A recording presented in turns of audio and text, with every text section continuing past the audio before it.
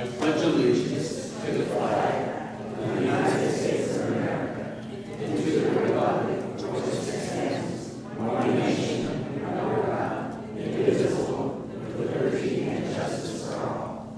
Thank you. Play football. That's right. That's right. Before we begin our presentation of the project 2025, Wayne would like to say one thing very quickly about postcards. We have a lot of activities scheduled for the coming weeks, and we have stuff to pass out. So we'll take a moment to talk about that.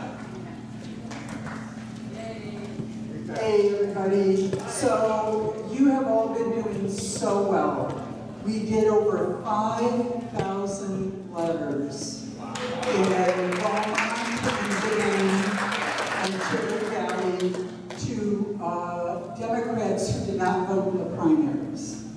And then we took on 2,400 plus postcards for Will Rollins' campaign, because Congressman Ruiz told us he was doing well, help Will, which is Cherry Valley and Calumet in our region. And I know Chris Stanley was doing them too in some lakes. So we're down to just 700 postcards left.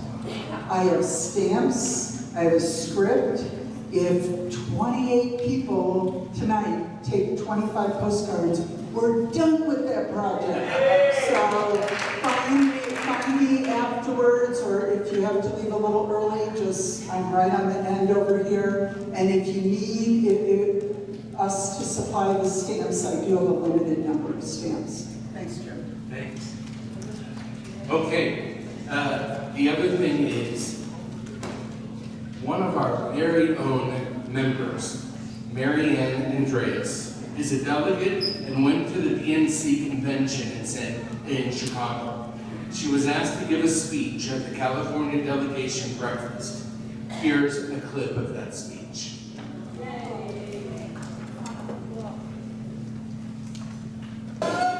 Good morning, Democrats. I greet you in my career language, my traditional language. My name is Mary Ann Andreas, and I'm a member of the Morongo Band of Mission Indians, and I'm a 25-year activist in this party. I can tell you, these career words have traveled hundreds of years and many generations to arrive at this historic occasion. I've been asked to do a land acknowledgement, a formal statement which recognizes the original indigenous people of this location. Chicago is a part of the traditional homeland of the Anishinaabe, or the Council of Three Fires, the Ojibwe, the Odawa, and the Potawatomi nations. This land acknowledgement honors those original Three Fires which still burn in the hearts of their descendants. Those Indian nations, as they existed then, no longer exist. They didn't just fade away over time. Their lives and homes were stripped from them. It is only right that we recognize that loss, and I know you will agree that it is important to know the true history in order to show true respect. Tribes here have marked the way and helped create the blueprint for Chicago. Their knowledge and practices influence still today. The legacies of Indian culture may be unseen, but they are around us all the time. Tribes are not relics. Their knowledge and practices influence us all today. It is important to know that the native spirit still lives on. We are still here. And beyond Chicago, look at America. There are 572 federally recognized tribes, and we are all a part of the American fabric. Tribes, thank you. Tribes are not a dusty history lesson. We are here with you right now in this convention hall, and we stand ready to make history with you in this election. And I will note here that Indigenous people have always understood that a woman could lead a nation. So today, we come together on the traditional lands of the many Indigenous nations, including the Ho-Chunk, Meskwaki, Sauk, Miami, Kickapoo, Payakasha, and the Alin Confederacy. We thank them for allowing us to be their guests. We ask their blessings as we lead our country into a new age, one that respects, celebrates, and protects Indigenous people and the rights of all human beings. Let us come together and start a new fire, one that will carry our nation forward, one that will honor the past, serve the future, and safeguard the future, and bring us closer to a time where all peoples and the land we inhabit thrive together. Let's get this done today, California. Thank you so much.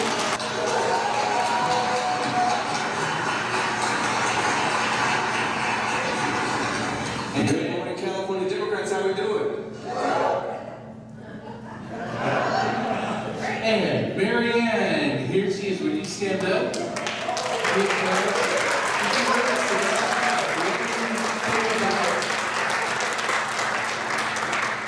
I've always had a dream or a fantasy of being a delegate and going to the convention. Did you want to say just a short thing about your experience at the convention? Kind of a dream for me too, and when I learned about the opportunity, I went over to the Registrar of Voters and I pulled papers and I submitted my name and got the second highest number of votes, and I got the governor's endorsement. So I was very pleased to go. I was at the Chicago Convention in 1996, so it was the second time I've been there.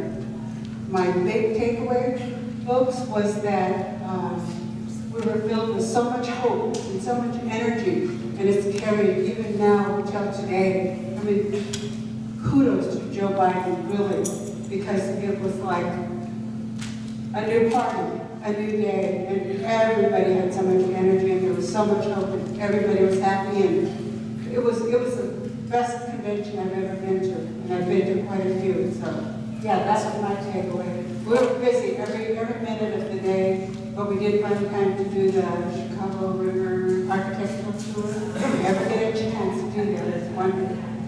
Thank you.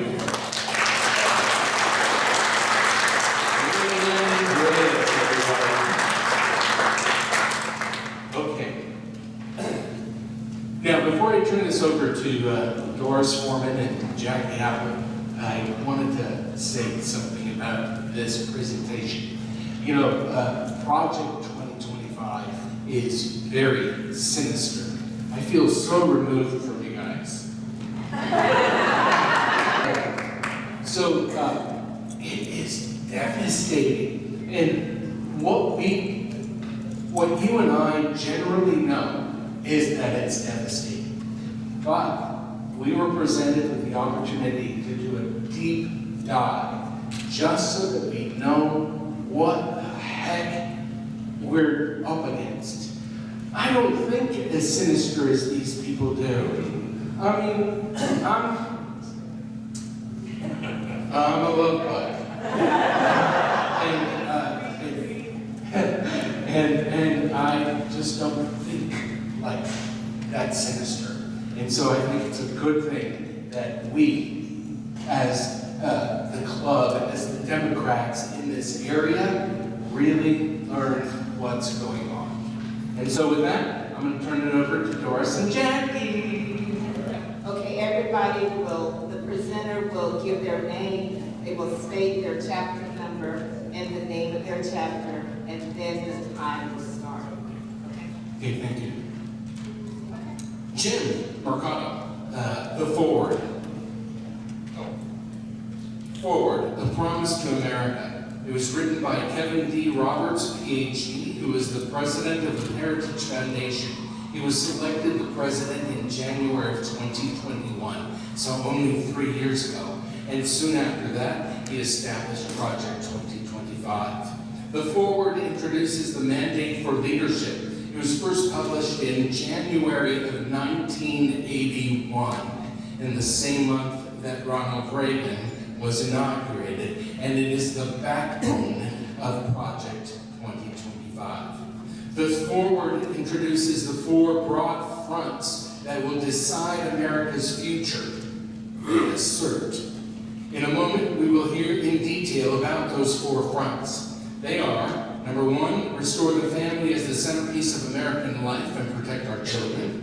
Number two, dismantle the administrative state and return self-governance to the people. Number three, defend our nation's borders, sovereignty, and bounty against global threats.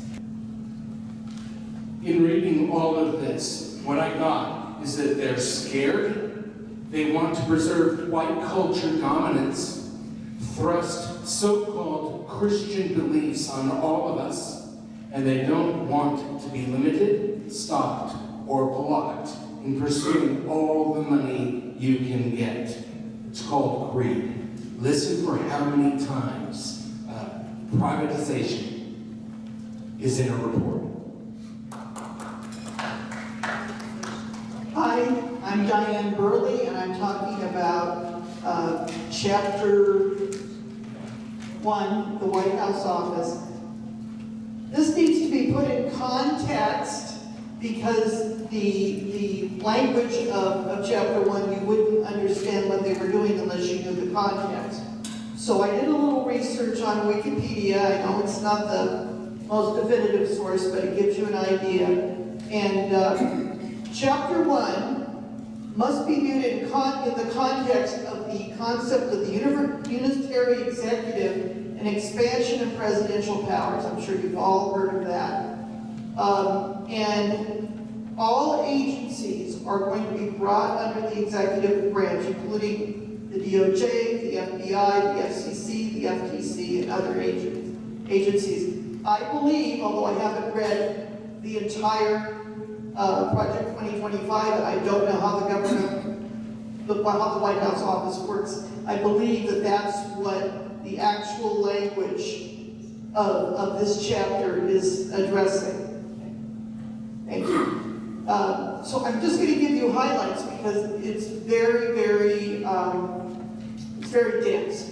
Under the Office of White House Counsel, requires counsel to be, quote, deeply committed to the president's agenda.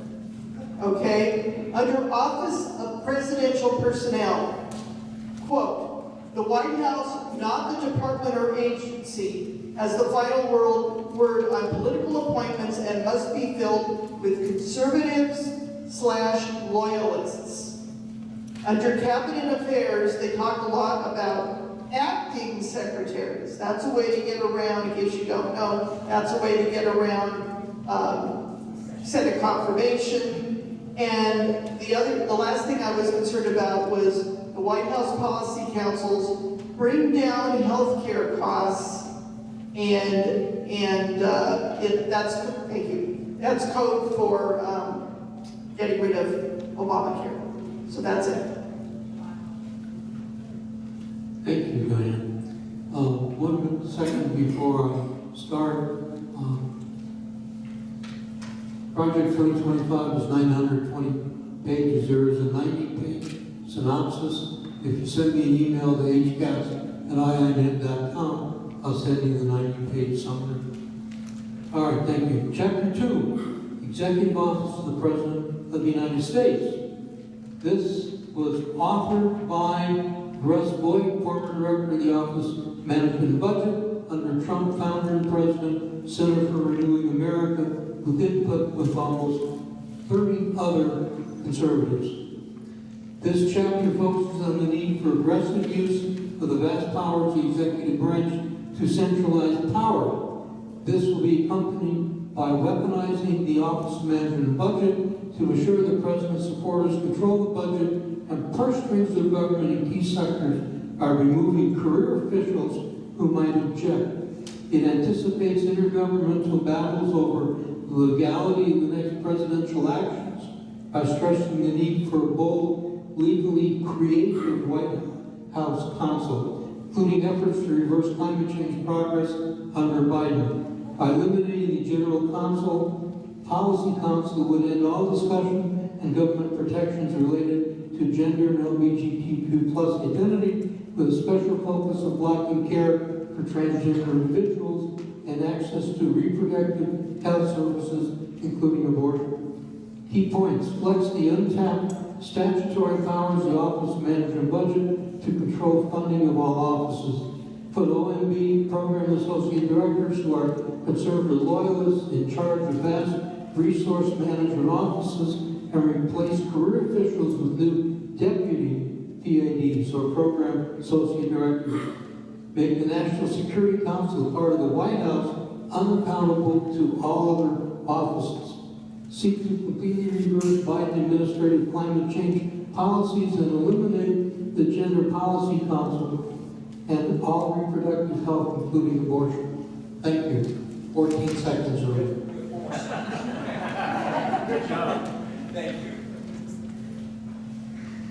Hi, I'm Kathy Katz. I have chapter 3, and this chapter emphasizes the conservative mantra, personnel is policy, that the authors state is the fundamental principle guiding the government's personnel management. Now, I'm going to have to skip a bunch of stuff, but I want you to know it lists a lot of offices, but the idea is they advocate using Schedule F to carry out is essentially the removal of career professionals. That is to destroy the whole concept of career professionals that run our country. They will be appointed by the president at his whim, and they're very careful, very complex legal mechanizations. Another 70 pages, and it can be done. There's no question that it would be a matter of moments before they started. Key points: support merit-based performance evaluations of federal workers, reward managers and employees who implement conservative policies. Now this is, of course, getting rid of all the ways that people got there in the first place. Make MSVP the main arbiter of federal personnel disputes, and limiting the congressional opposition to and oversight of conservative nominees. Overall, it makes it clear this restructuring personnel plan supports the conservative goal of radically reversing existing government protections for federal workers. You know what that means. And favoring private, corporate, and management rights over union power. If hardline conservatives could, they would eliminate all public service unions altogether. Did that say 15 seconds? That's one. You have 15 seconds. I'm sorry. I knew it was going to be like this, but you can see, get his synopsis. You won't be able to believe what you're reading as you get into it. There's just so much technical stuff. Thank you, everybody. Thanks for caring. Okay, chapter 4. This one was written by Christopher Miller, the Acting Secretary of Defense, from November 9, 2020 to January 21st, 2021. One of those acting. The Department of Defense is the largest of the federal government, and with almost 3 million employees, both military and civilian, and a budget of approximately $850 billion. These are the proposed reforms: prioritize defense against China, increase allied defense burden sharing, implement nuclear modernization and expansion.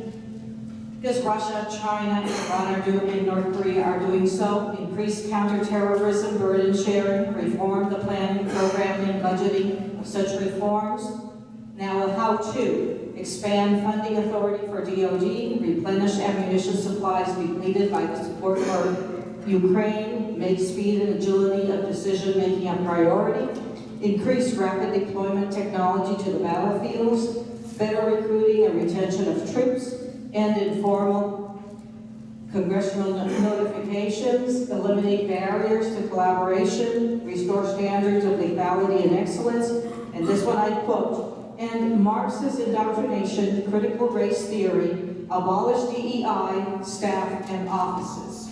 The effects on the military and the armed forces: it would increase levels of cooperation and training, especially between the Navy and the Marine Corps, but in the Marine Corps, it would eliminate all law enforcement battalions.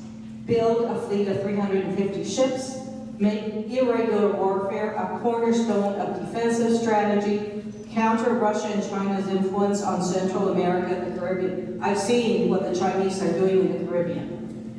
reverse Biden's defensive postures to a more offensive focus, replace outdated nuclear capabilities to Cold War era, increase, strengthen regional defense systems, reduce the number of generals, and, this is laughable, eliminate politicization of the military.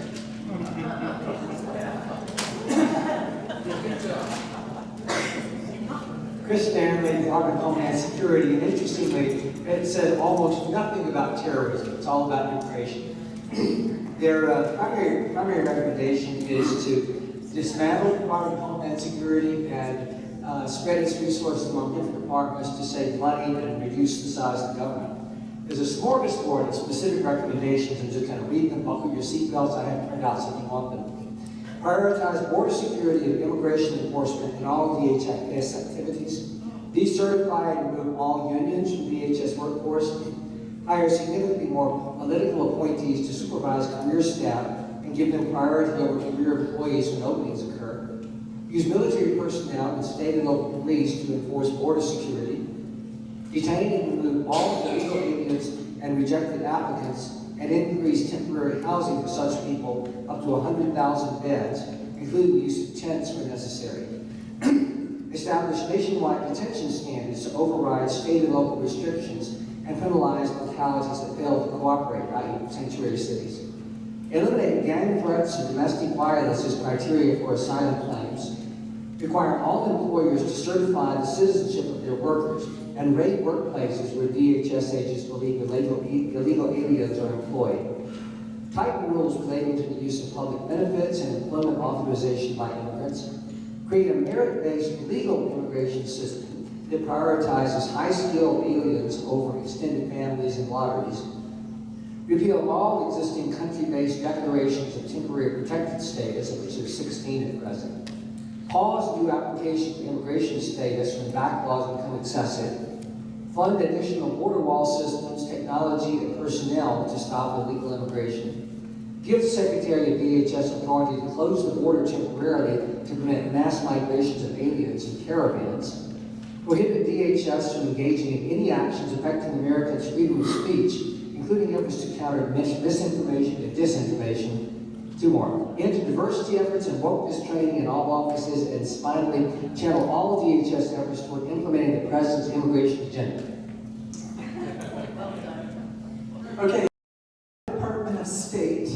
The first statement they make is that the State Department is left-wing and predisposed to disagree with the conservative president, so that the president alone needs to be in charge of foreign policy, and everyone under him must fall in line. On January 20th, require mass resignations of all people in leadership in the State Department and all ambassadors. All treaties and international agreements must be frozen, including any foreign assistance we're giving to other countries. And they make the statement that Ukraine is one of the most corrupt nations in the world. Even when they sound reasonable, they're talking about very complex relationships. It's like Trump saying he can make a phone call and end a war. One theme is to stop any funds for humanitarian efforts and provide the opportunity for private business to get in and have a competitive advantage in any country, like in Africa, and open up the Arctic for private business development. Stop supporting institutions like WHO because they're a danger to us. And then there's the Geneva Consensus Declaration on Women's Health and Protection of the Family, which Trump and Pence introduced in 2020, which says there's no international right to abortion, and we must form a coalition of countries against abortion. Here's a doozy. Establish state-run media as a way to combat misinformation.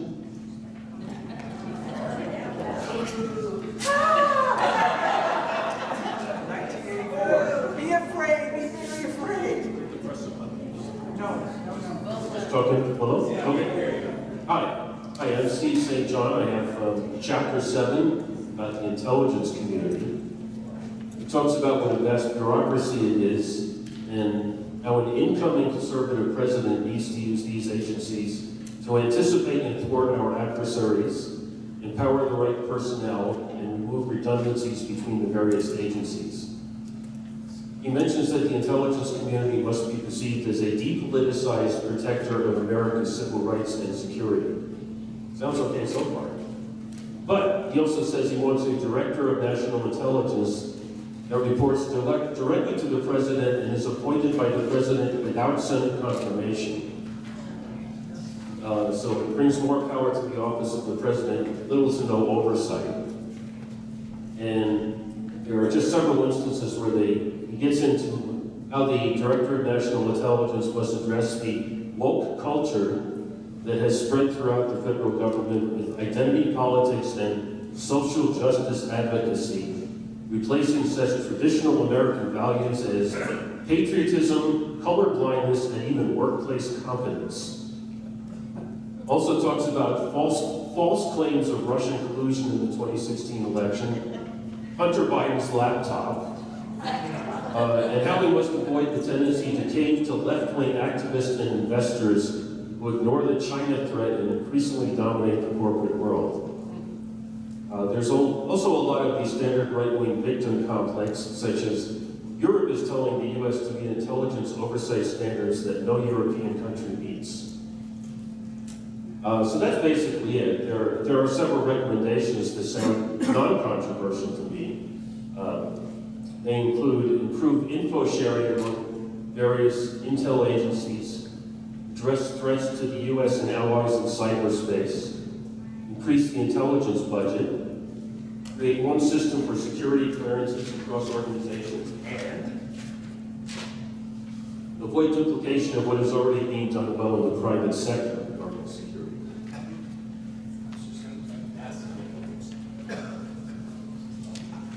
How do you like it so far? So, my name is Arnie Finkelstein, and I'm here for my wife. She's not feeling well. She put this very brief description of media agencies together. One of the first things that fascists and dictators do is take over the media. That way they control all the thought process and information flow. So, 2025 agenda includes putting United States stations, media, as well as global media agencies such as PBS, NPR, Radio Free Europe, Voice of America, to name a few. And they would be under the direction of the executive branch of the government in order to control their content. They would restrict the use of public funds from these agencies, as well as have the ability to hire and fire personnel at will. The purpose, they say, is to tell America's story and promote freedom and democracy around the world. That's it for me.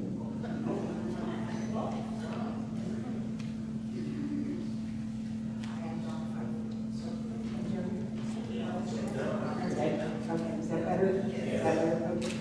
Okay, so Agency for International Development is my topic. I guess it was written by Max Primorak. Basically, I'm noticing a theme here. They want to take away our freedoms, institute the far-right agenda, and make the U.S. a Christian nation. So the mission is the U.S. Agency for International Development leads the U.S. government's international development and disaster assistance programs. U.S. aid was established during the JFK presidency pursuant to the Foreign Assistance Act of 1961. To promote the foreign policy, security, and national interest of the United States, the agency sought to hold the spread of communism by assisting people in the developing world in their efforts to advance economically, socially, and politically. And there are 18 different items here. I will just go over one of them. It basically says the same thing throughout, but this one is on diversity, equity, and inclusion. DEI, or diversity, equity, and inclusion objectives are now part of all agency policies and are incorporated as standard clauses in all contracts and grant awards. Those seeking to do business with the agency must describe the approaches they will use to diversify their partner base. The next conservative administration should dismantle the DEI apparatus by removing DEI requirements from contracts, grant tenders, and awards, and issue a directive to cease promotion of the DEI agenda, including the bullying LGBTQ+ agenda. So, yeah, they want to take away our freedoms.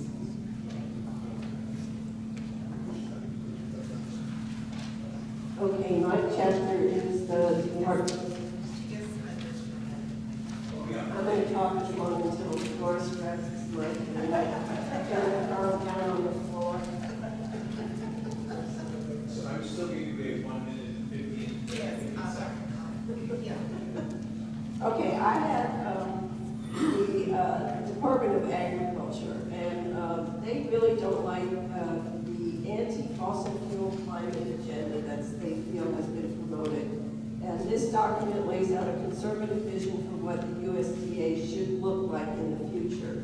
They start out by criticizing language that brings equity and climate change into its mission statement. They do not like the focus on climate change and environmental issues, and they feel those are prioritized over food production. But what they don't seem to understand is these are interrelated topics. They do not like that the USDA serves as a major welfare agency through the implementation of programs such as food stamps. They want to move that to the Department of Health and Human Services. Efforts to help farmers transition to organic farming are characterized in the document as dictating agricultural practices. Here are some of their other recommendations. They want to remove the U.S. from any association with the United Nations and other efforts to push sustainable development schemes connected to food production.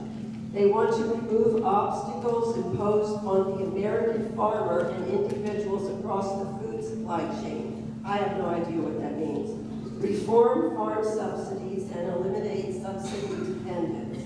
They want to repeal price loss coverage and agricultural risk coverage programs. They want to repeal or reform the SNAP, the Supplemental Nutritional Assistance Program. They do not like the fact that the Biden administration has increased SNAP services to 4.3 million more people during his administration. They want to re-implement work requirements. They want to reevaluate the food stamp program, and they do not like that these benefits were increased during the Biden administration. They want to eliminate the Heat and Eat loophole that gives added food stamp benefits to those receiving utility assistance. They'd like to reform WIC, including excessive, whatever that means, regulation on baby formula. They want to reform school meal programs. They're very stingy about giving free universal school meals and oppose the expansion of school meals to include every student regardless of need. They want to eliminate the NRCS's ability to prescribe specific practices. As someone who does contract work for NRCS, I can tell you my job is eliminated with that, and they're going to rely on lay people to produce their own conservation plans. They want to prohibit NRCS from creating permanent easements, which is really bad for conservation. They want to remove obstacles to what they consider obstacles to agricultural bioengineering, biotechnology, which is another word for genetically modified food. They want to, they're calling that scare tactics, and they want to remove all trade barriers to agricultural biotechnology. And then they want, I'm not finished.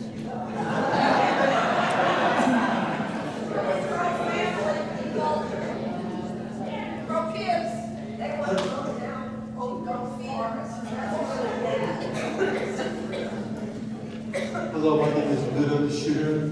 I worked for the Los Angeles Unified School District, the nation's second largest, for 34 years. At the height of my career, I was the administrator in charge of all secondary 6 to 12 grade English learner programs. So I can definitely critique this. The goal of, excuse me,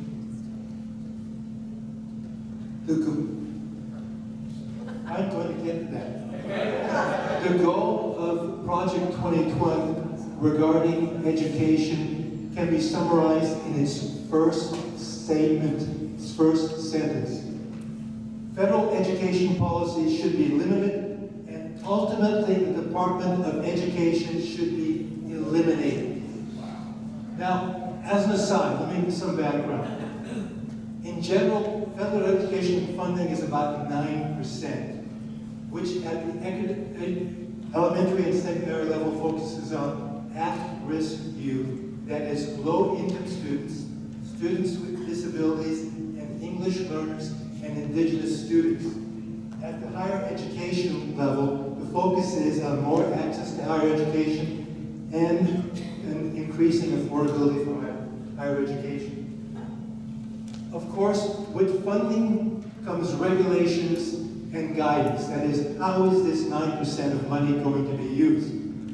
Rife in this document are multiple statements about rescinding policy and any related guidelines, and giving block grants to states and districts as they see fit to use. In their words, provide no strings attached formulas of block grants. These funds are intended for low-income students, special ed students, and English learners, and could be misused.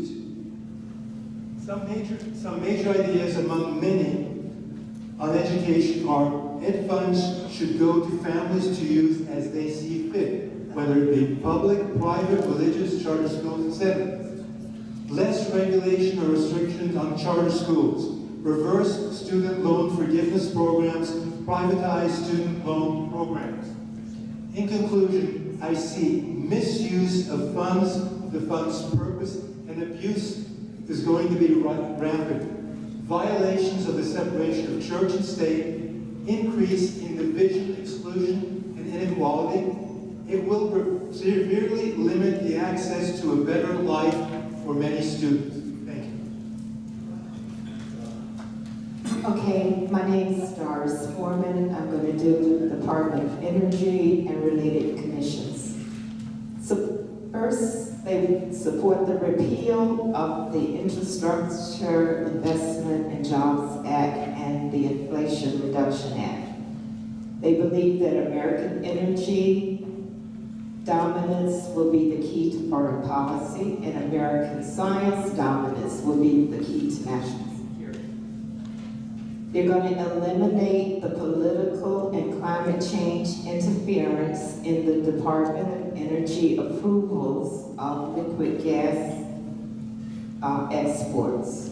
They want to streamline the nuclear regulatory requirements and licensing process, promote grid security, eliminate carbon storage and capture, focus on climate change and green subsidies, eliminate energy efficiency standards for appliances, develop new nuclear warheads for land, sea, and air, limit the decision-making on whether a natural gas pipeline should be placed anywhere based on whether or not the gas is needed. And lastly, they want to expand Arctic energy operation in Alaska and restart the Yucca Mountain license.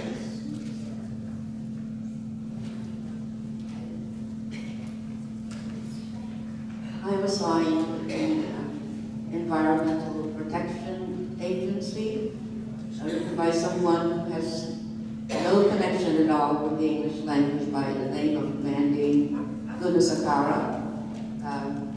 It was painful to read, but they consider themselves a conservative. They are looking to create a conservative EPA with standards consistent with cooperative federalism, and limited government.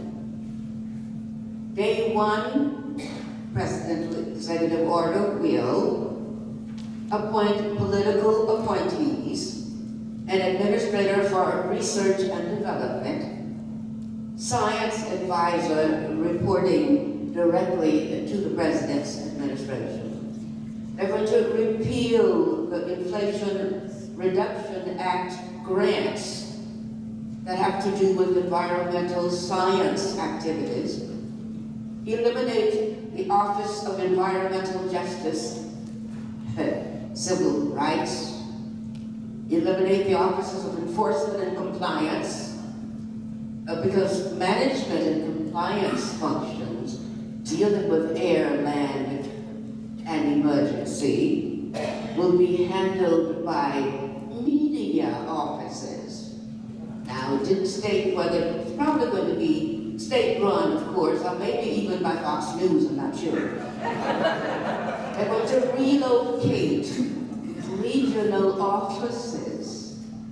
All EPA attorneys with authority will be housed at the Office of General Counsel, and they're going to increase the budget of the Office of General Counsel to follow the attorneys from other EP offices in the area. They're going to eliminate the Office of Public Engagement and Environmental Education. They're going to decrease the budget by reducing the number of full-time positions and terminating new hirings.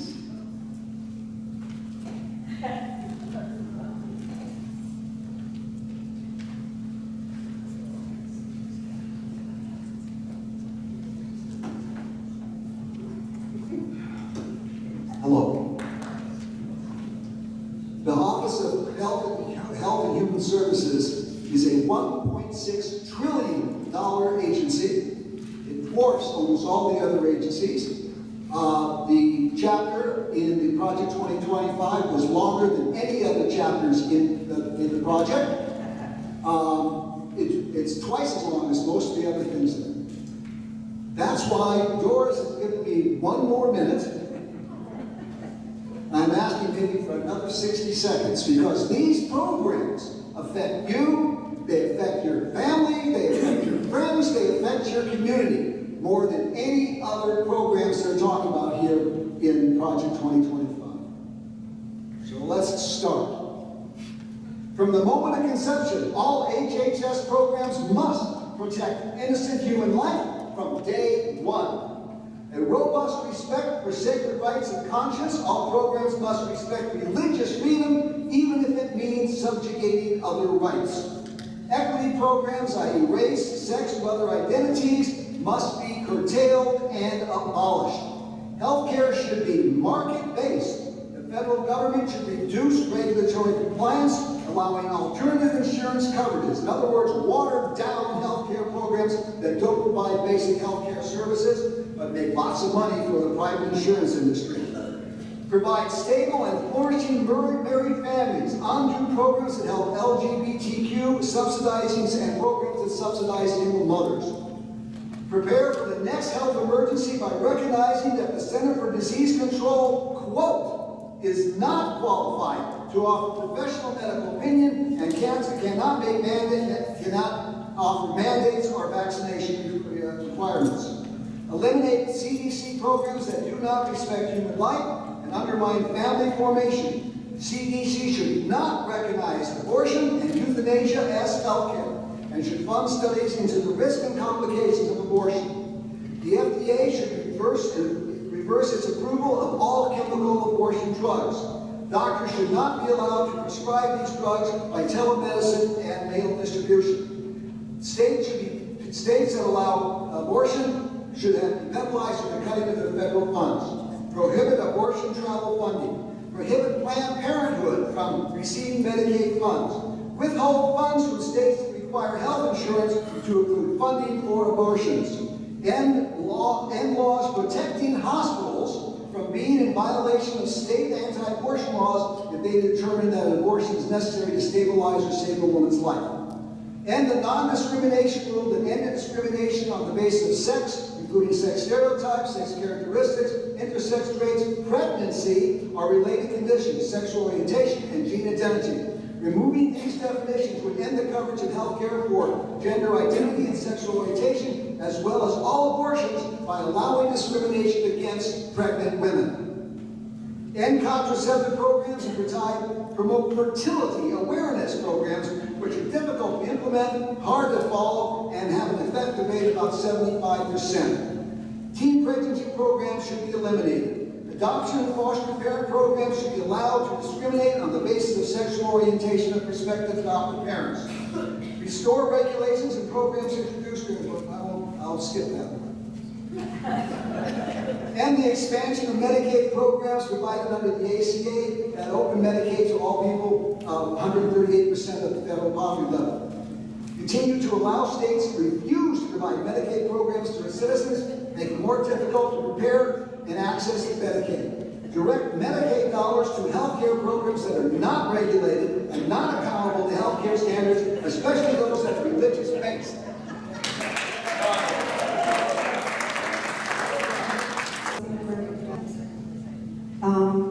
The Department of Housing and Urban Development. Regarding HUD, they will re-examine the federal government's role in housing markets across the nation. The goal is to transfer department functions to separate federal agencies, states, and localities. In the Office of the Secretary of Housing and Urban Development, all 16 offices would be headed by political appointees, except where Senate confirmed by the Assistant Secretary. The HUD reform pillars. Congress would give Article 2 powers to rectify and end progressive policies that have been put in place at the department, including civil service protection. It would repeal climate change initiatives and spending in the department's budget request. Under Trump's administration, he would prohibit non-citizens, including all mixed-status families, from living in all federally assisted housing.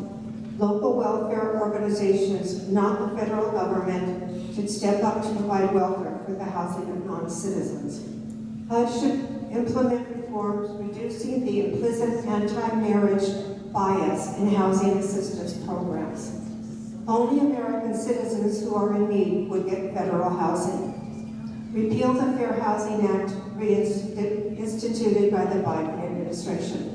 Mortgage insurance that encourages single-family homes but not multifamily housing. This limits aid to those who can afford to buy a home but not a condominium. In HUD's rental assistance program, it would encourage all non-elderly, able-bodied adults to move towards self-sufficiency and get jobs. Localities, not the federal government, should be in charge of zoning laws and regulations, and a conservative administration should oppose any efforts to weaken single housing zoning. This, of course, discourages multifamily housing. Thank you, chapters 1 through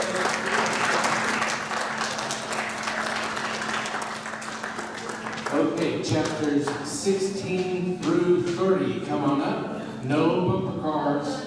Don't bump into anybody.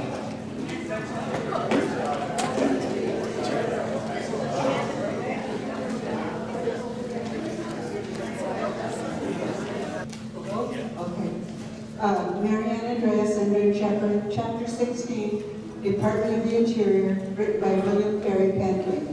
The U.S. Department of the Interior oversees, manages. I'm sorry, everybody, I know this is a lot, but I request that when you feel tired, that's normal. When it feels overwhelming, that's normal. When you think you're not understanding it, that's normal. But my request is that you pull yourself into the reports and listen for something you can arm yourself with. Okay? Thank you. Okay, let's start Marianne again. It's not pleasant news. The U.S. Department of the Interior oversees, manages, and protects the nation's natural resources and cultural heritage. provides scientific and other information about those resources, and honors the nation's trust responsibilities or special commitments to American Indians, Alaska Natives, and affiliated island communities. We have received 1.7 billion acres of outer continental shelf, 700 million acres of subsurface materials, and it's just massive what they do. And it's too much to address, but I do want to tell you that their language in what they're talking about is frightening. It's delist, the grizzly bear, the gray wolf, cede to Western states jurisdiction over the greater lands, direct, abolish. The immediate order is to undo all that Biden administration has done, revise, maintain, reissue, clarify, and when they come to the Native Americans, we're kind of the afterthought. And the afterthought is decrease all education dollars, housing, food programs, create programs that take resources like coal, timber, water, uranium, land, cut roads, and do away with Indian Child Welfare Act that protects our children from being adopted outside of our families. It's a really scary project, 2025.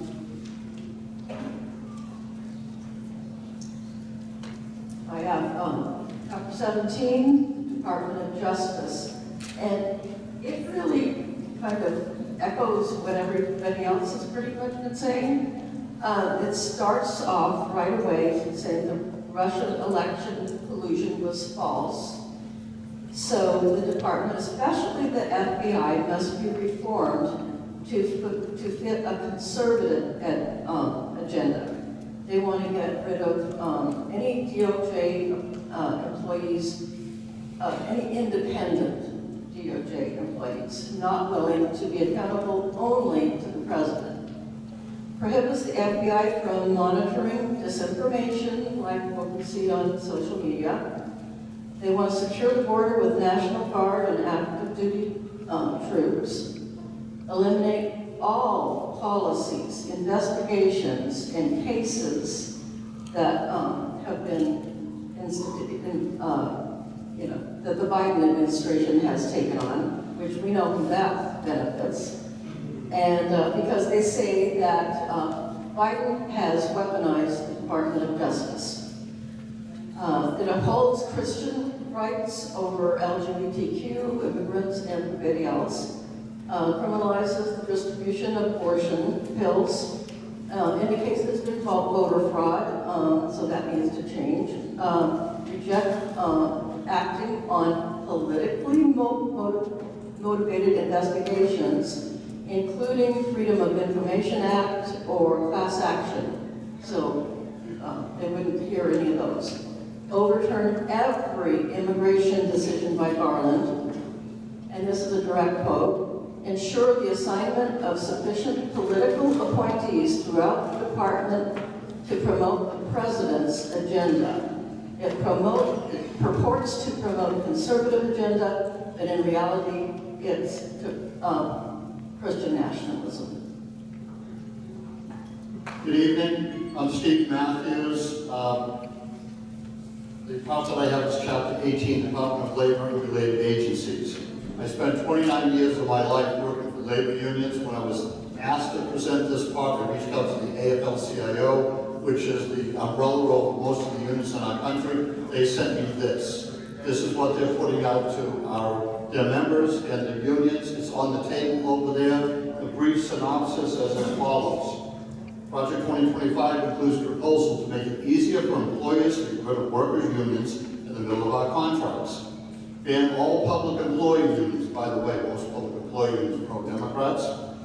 Allow states to ban labor unions, eliminate overtime protection, and choose not to follow the national minimum wage. Even eliminate the child labor rules that prevent children from working in mines, meatpacking plants, and other dangerous places. It would legalize company unions so that corporations could control people and not have to deal with free unions. the AFL-CIO says they're very deeply concerned about pro-corporate policies which drive up costs, put people out of work, endanger people's lives, and make it hard for working people to get ahead. We have 47 days to stop from going back. 100 years in labor law. We're not going back. Not going back. Thank you. I'm Ray Geisler, and I'm talking about Chapter 19 on the Department of Transportation. Now, this is not a comprehensive plan of anything. It's mostly a bloated dialogue around perceived grievances with respect to the handling of DOT under the Biden administration. Without specifying how they would restructure the DOT, they consistently suggest that everything would work better if it was referred to the private sector. Each section drills down on that point and circles back to private equity as the only answer. Now, it is true that the DOT has many more entities and responsibilities than you can shake a stick at, and they all matter. There is one specific model that they prefer, and that is called public-private partnerships, or 3P programs. That's a real thing, but they propose to run it on steroids. Project 2025 seeks to use this mechanism to maximize financial return in perpetuity. Personally, that sounds like pocket lining. Oh, and yes, they do propose to turn it all over to the states to handle as they please. How's that going to work?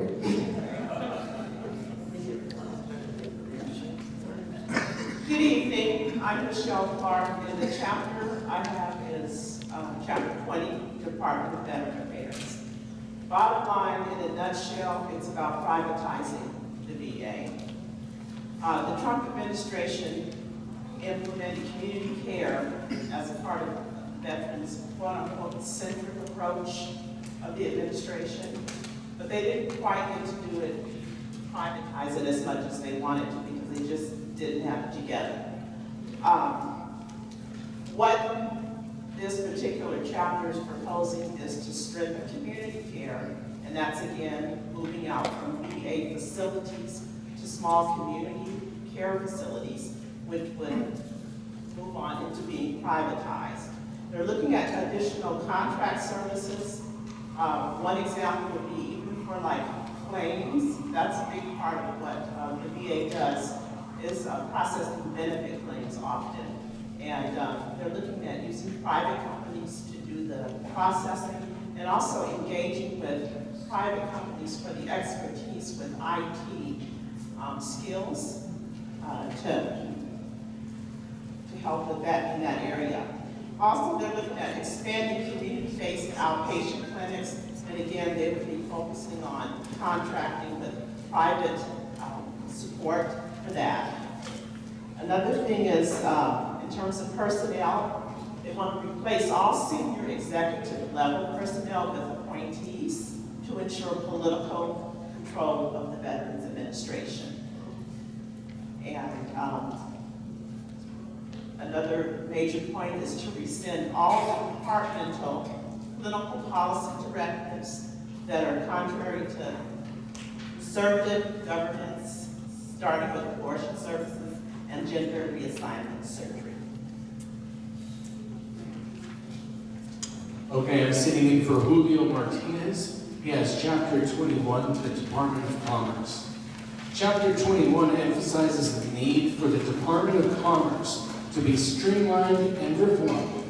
The chapter states that many programs within the Department of Commerce must be consolidated, eliminated, or privatized to improve its operations, and further must be philosophically realigned with conservative principles. A recurring theme within this chapter is the necessity to counter the malign influence of China and other U.S. adversaries. Another recurring theme is the need to downsize any agency that raises concern about climate change. Specifically targeted is NOAA. The chapter proposes to break up the agencies within NOAA. The emphasis to outsource and privatize the functions of NOAA to the private commercial sector is suggested. The section addressing the Census Bureau seeks to enforce the following modifications: that the Office of Personnel Management allocate more political appointee positions and align its work with conservative principles. 2, actively engage with conservative groups to promote their response to the census. 3, add a citizen question to the census. 4, review any changes by the Biden administration to data collection methods regarding race and ethnicity that may have bolstered a progressive agenda. Lastly, abolish the National Advisory Committee on Racial, Ethnic, and Other Populations to counter left-wing activists. Good evening, I'm Dr. David Martin. I hold a bachelor's degree in finance with a minor in economics, a master's degree in digital media and learning, and a doctorate from Claremont Graduate University, specializing in quantitative analysis, econometrics, time series analysis, regression analysis, and research methods. My chapter is the Department of Treasury. Keep this in mind, because I'm going to come back to it later. No president in modern time, perhaps ever, has been more fiscally reckless than has the Biden administration, because the Trump administration was so successful. The mission of the Treasury Department states, we will address the structural problems that plague our economy for decades. The decline of the labor force participation, income and racial inequality, and serious underinvestment in crucial public goods like childcare, education, and physical infrastructure. And then there are rising challenges like climate change, which left unchecked will undermine every aspect of our economy, from supply chains to the financial systems. The chapter promotes traditional conservative policies, limited government, lower taxes, minimal interference, and support for free markets and free enterprise. The tax system should be applied consistently with special privileges for none. The proposal is a flat tax, or near flat tax, which would mean that the people at the bottom would pay the same percentage as the people at the top. It would turn the tax system from a progressive system to a regressive system. The project suggests eliminating the Dodd-Frank Act. They would propose a 3/5 threshold for any changes to the budget. So once they got in control, it would guarantee a virtual lock on any changes. They would remove any equity, critical race theory, or DEI. Can I just have 1 second? Okay. This proposal would allow the president or his minions to fire anyone who had taken a critical race theory class or had been involved in any kind of DEI program. Hi, I'm Janet, and I'm speaking on the Export-Import Bank. It was established in 1934. The bank was created to provide export subsidies through taxpayer-backed financing to private exporting corporations, as well as to foreign companies buying United States exports, for the purpose of promoting American exports, creating jobs, supporting small businesses, improving United States competitiveness, and protecting United States taxpayers. The bank offers loan guarantees, working capital guarantees, direct loans, and export credit insurance. Conservatives criticize the bank, which enjoyed decades of bipartisan support and strong backing from the United States business community. They said it was crony capitalism and in 2015, Congress failed to renew the charter. The anti-bank position, they want to eliminate the bank. It's a protectionist agency that stymies economic growth. Conservatives want to lower federal government's role in economic markets. Pro-bank, the bank helps United States industries compete in critical markets against foreign companies who are backed by export subsidized, leveling the playing field and protecting United States interests. Failure to support the bank gives China a wide open field to control ocean and shipping lane and expand the economic influence in global power. Hi, David Martin again. I'm reading from responding to chapter for the Federal Reserve. It's related to the Treasury. It's a very well-written chapter. It's got some thoughtful proposals. The first one would be to eliminate full employment from the mandate for the Fed. They're currently mandated to account for employment and monetary policy. It would compel the Fed to specify specific targets and report on specific targets for inflation.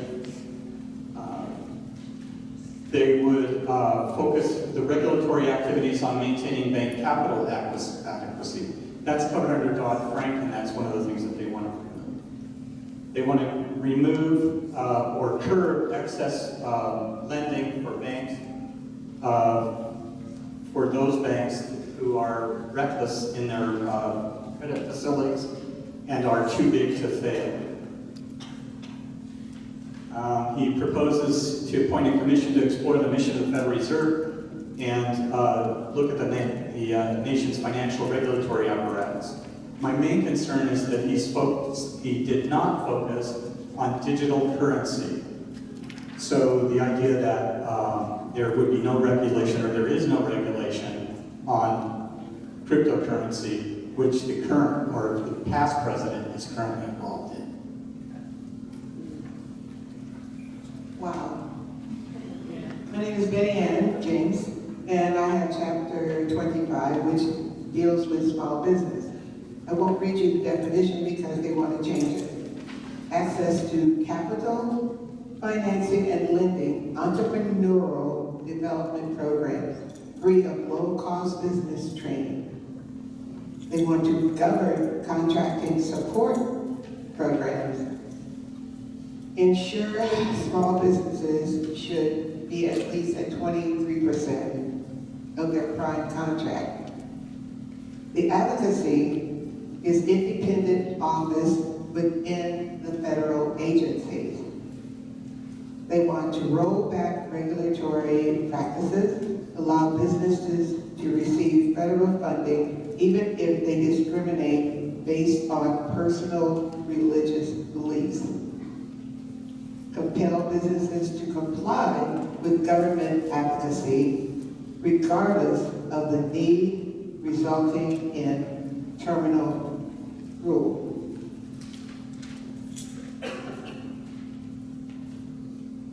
Okay. When I read this, of course, I threw it across the room. Opportunity for growth and change under this new rule would mean that Steve Ross, Berry Gordy, Madam C. Walker would not have been pioneers in what we know today. Also, it occurred to me that this would go back not years, but decades. And under this new guidelines, the caveman would not have been able to develop fire or invent the wheel.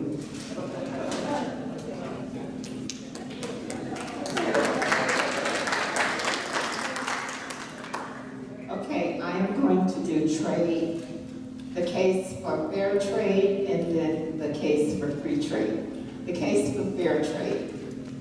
They want to expand tariffs on all Chinese products, prohibit Chinese bids on U.S. government contracts, prohibit Chinese drones in U.S. airspace, ban all Chinese social media apps like TikTok and WeChat, and reduce visas for students and researchers from China.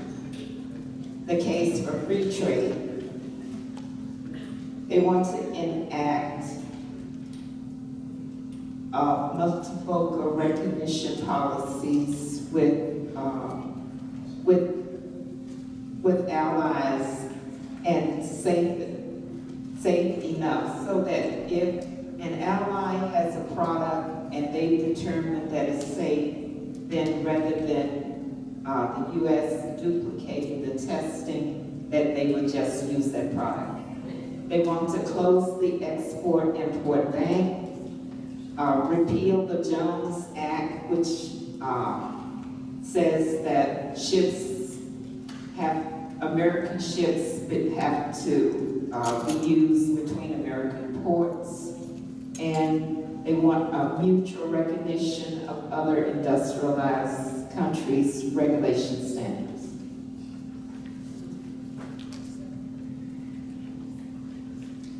I'm Chapter 28. My name is Jackie Atwood, and I'm specializing in the Federal Communications Commission. The Federal Communications Commission regulates interstate and international communications by radio, television, wire, satellite, and cable in all 50 states and between the states, the District of Columbia, U.S. territories, and independent U.S. government agency overseen by the Congress unless this gets passed. They provide leadership also in strengthening the defense of the nation's communication platform. So what's going to go wrong when Project 25 gets involved? Well, we're going to have public broadcasting purposes will be defunded. The Corporation of Public Broadcasting, as part of a larger plan, will upend NPR, PBS, and the other public broadcasters, including some wonderful left-wing folks that I like. More destabilizing than total funding cut, Project 2025 entertains, is a parallel plan to end the status of NPR, but also would like to deny channels for some of the low-end radio spectrum, which would open prime territory on the dial for the sort of religious programming that already claims 42% of the airwaves that FCC reserves for non-commercial broadcasting. And don't imagine that the FCC would be in a position to write new rules that would guard against the surrender of those airwaves at the Trump-aligned religious right. I think what I would say would happen would be that Project 2025 seeks to rewire the FCC to favor Trump's allies, so think media oligarchs.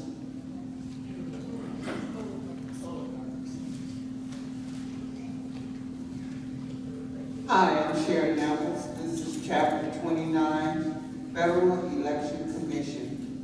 Mission Overview. The Federal Election Commission is an independent federal agency that began operating in 1975 to enforce the Federal Campaign Act. The FEC has no authority over the administration of federal elections, and the President's action over the FEC are extremely limited. Under Project 2025, that will change.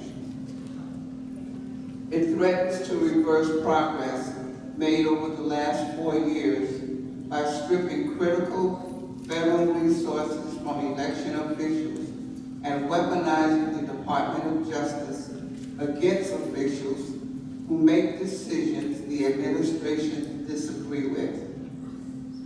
It would squash this collaboration that we have today and threaten to amplify attacks on election officials, dampening and state and local corporations with federal agencies and withhold critical federal support for their work. If fully adopted, it could lead to the weaponization of federal power to retaliate against election officials for decisions the federal officials do not like. Bottom line, we're not going back. Good evening. This is the end. I am the caboose. All right, so my name is Karen Belcher, and I have the Federal Trade Commission.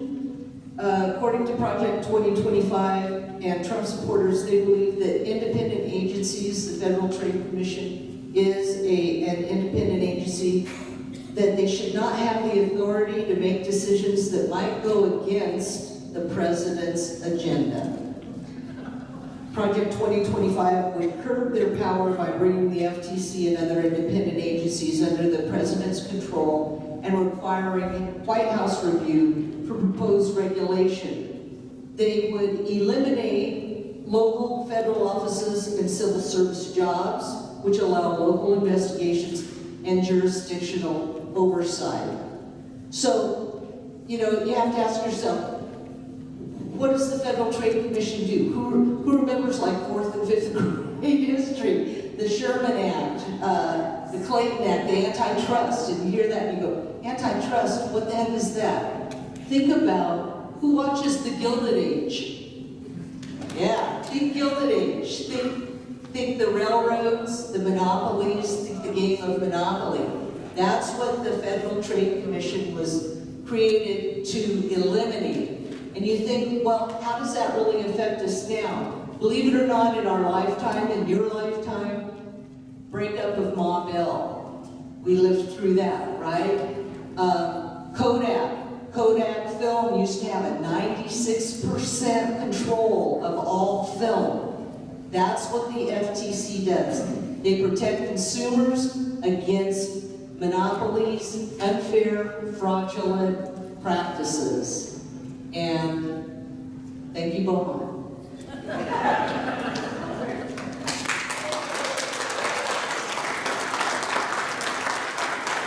Oh my goodness. Let's give a round of applause for all of the people who did a summary of the chapter.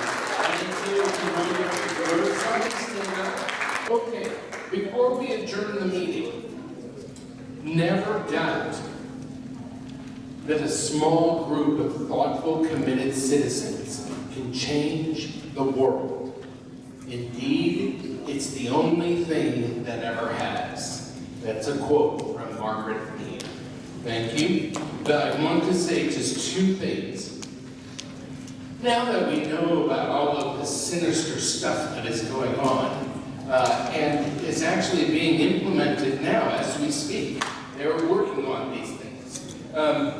It's time for us to get in action. I want to say that on Saturday, I have several things in my mind, and I can only think of what's on the page, and I can't remember what I was thinking of. So Saturday, the 21st, all of Riverside County, if you didn't know, all of Riverside County is having a day of action. That's where all across the county, from the LA County border to the Arizona border, groups of people, almost 300 people, will be gathering together to pick up political swag, the postcards, the door cards, yard signs, all kinds of stuff, postcards. We're going to do postcard writing, we're going to do phone banking, and our local candidates will stop by. Where? Yes, and the location for us will be at the Manning Women's Club. It will be from 1 to 4. You can 175 West Hayes Street. And you can come in and pick stuff up if you'd like. You can come in and you can phone bank or text bank or write letter, postcards. And again, the local candidates will be coming in and chatting with us and maybe even saying a word or two as a group. So, it's at the Women's Club. Yeah, 175 West Hayes. Okay. Huh? From 1 to 4. 1 to 4. And we have a couple of local candidates here tonight. Steve Matthews, are you still here? Where are you? Steve Matthews. Yay, come on up, Steve. And Doris Warren.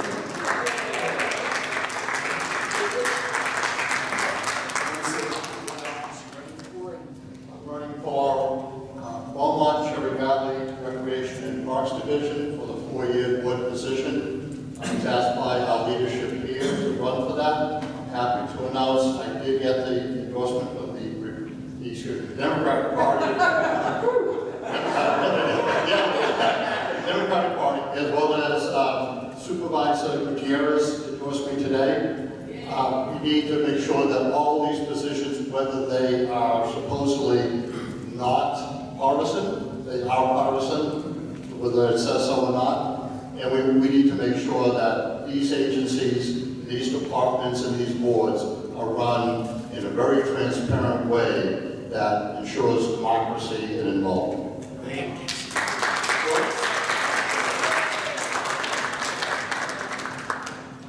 I'm an RN, and I'm running for the San Gorgonia Memorial Healthcare District full term position. And I have the endorsement of the Riverside County Democratic Party. Okay, I want to go to something else. Okay, on Saturday, when you guys come to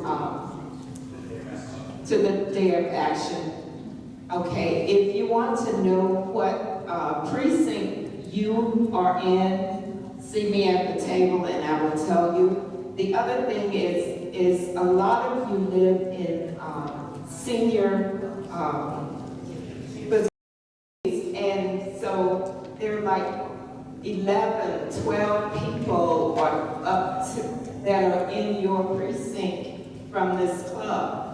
So there are a lot of precincts in Banning that need people to be responsible for.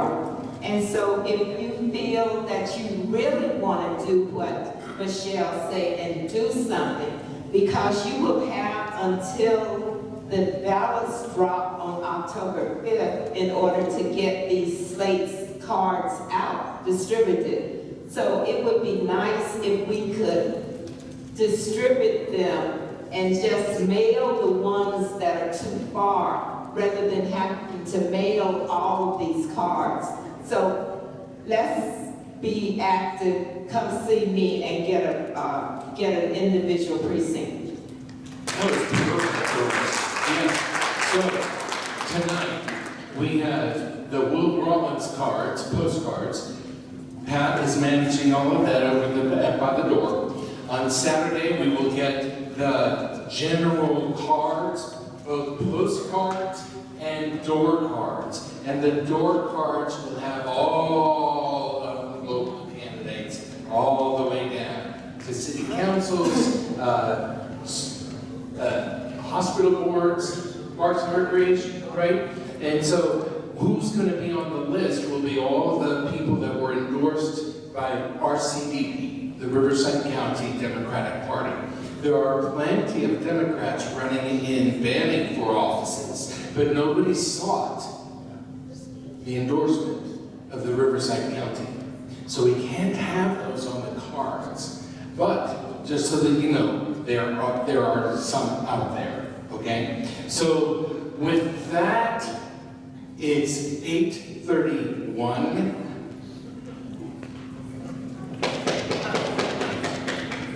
Move to adjourn.